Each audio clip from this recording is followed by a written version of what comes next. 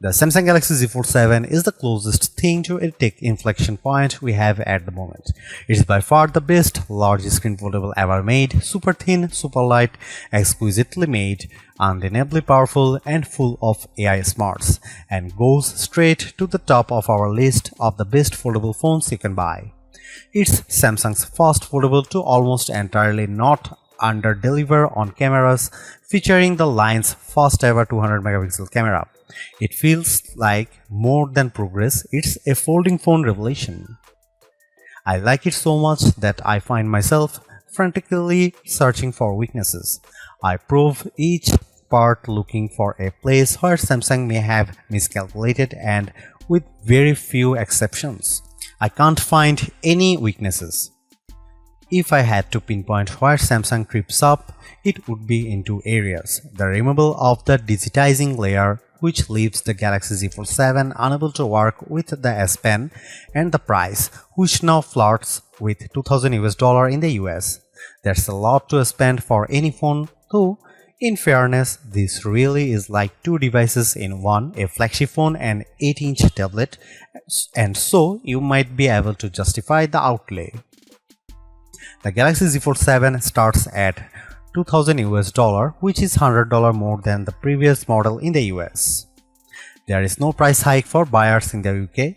The base model comes with 256GB of storage and 12GB of RAM at the time of reviewing. The Galaxy Z Fold 7 is on pre-order now and ships from July 25.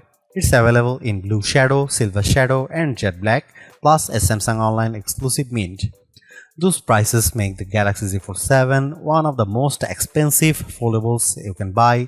In the US, it now costs $100 more than a similarly configured Google Pixel 9 Pro Fold. For instance, there will be deals especially for trade-ins, so look out for those. I agree, this is a lot to pay for a smartphone, but the Galaxy Z Fold 7 is not just a phone. It's also a tablet, yet so thin and light that someone glancing at in your hand might have no idea it's two-in-one. The question is, are you willing to pay more for something that is truly special? A wider and taller Z Fold means not one but two bigger screens. The cover display is now a 6.5-inch 21:9 display that is finally indistinguishable from a standard flagship phone display. Where the Galaxy Z Fold 6 has a 968 by 2376 resolution, the Z Fold 7 cover screen is an expansive 2520 by 1080 422 ppi 1 to 120Hz AMOLED 2x screen.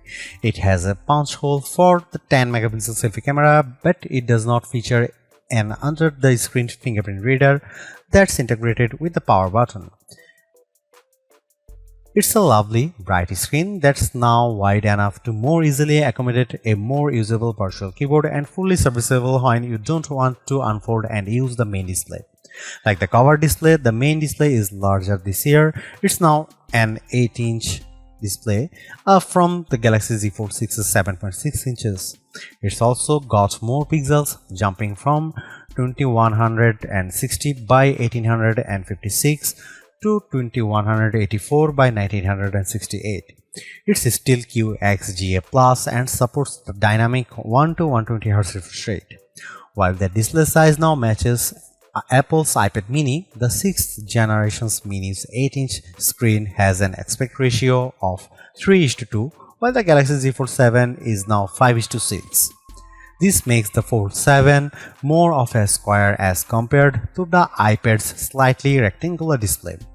In practice, this means that on the Z Fold 7, some videos and games may have larger black borders at the top and bottom. It doesn't bother me, but you might want to see what Netflix looks like on the phone before placing your order. The main screen is big, bright and responsive. It was useful in bright sunlight and all motion looked fluid and smooth. I left it on the default setting, which lets the system adjust the refresh rate on the fly up to 120Hz and down to 1Hz, which is not as energy efficient as locking in at 60Hz. Both screens are rated for a max brightness of 2500 nits. In our testing with The HDR enabled we got up to 2245 nits on the main screen and 2060 nits on the cover screen. Those are admirable numbers and mean you shouldn't have any trouble viewing these displays in direct sunlight. To achieve the 4.2mm thickness, Samsung made some changes to the panel configuration, most notably dropping the digitizing layer that in the Galaxy Z Fold 6 offered support for specially tipped S Pens. I was initially pretty upset about this, but I did find that I could still draw with my finger. It's not as precise, but it's not terrible, and I can still use my finger to mark up images for generative editing and sketch to image.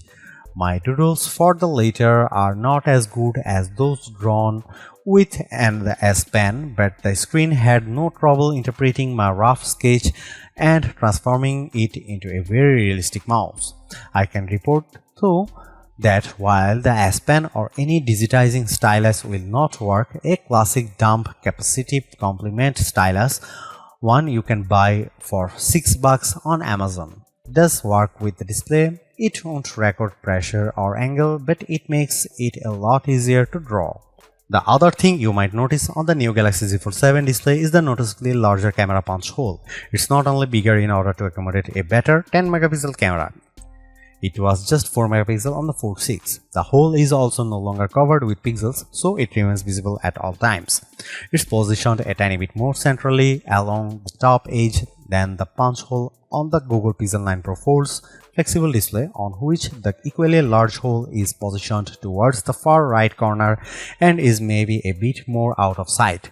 These things aside, I love this big multitasking screen, which has room for a couple of apps or large screen views of favorite apps like weather or maps.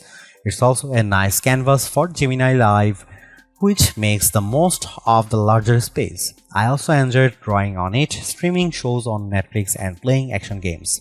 The benefit of a flexible screen is that the Galaxy Z Fold 7 doesn't have to be only flat or folded, it can also be L-shaped, which I found useful when I was checking over an interview transcription which I recorded and used AI to transcribe on the fold. A 90-degree fold also proved useful for watching videos on one half of the screen, while the rest of the fold served as a steady base. There was nothing much wrong with the Samsung Galaxy Z Fold 6's camera array. It has a nice 50 megapixel lens, a 10 megapixel and a 3x optical zoom, 10 megapixel, but I was very aware that this was a flagship class phone with a flagship level price, and it bothered me that the best camera array was reserved for Samsung's Ultra line.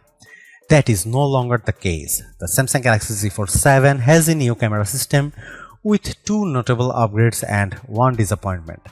Here's the full camera system: 200 megapixel wide camera, 12 megapixel ultra wide, 10 megapixel 3x telephoto, 10 megapixel cover screen, 10 megapixel main screen.